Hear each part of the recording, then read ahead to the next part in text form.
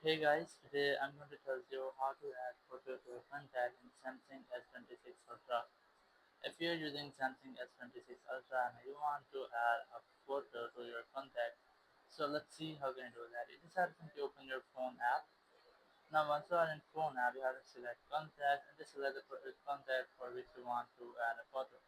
Just click on the contact and then click on this eye icon.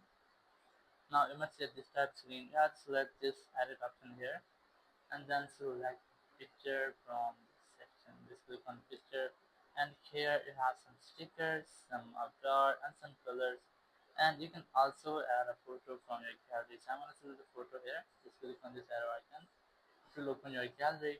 You just have to select the photo you want to add. So I'm going to select downloads and I'm going to select this one. Now once you have done this, click on done option here and then click on done again, and your photo is successfully added. You just have to click on save. So in this way you can easily add a photo to your contact in your Samsung S26 Ultra. Thank you very much for watching the video. Until next video, bye bye.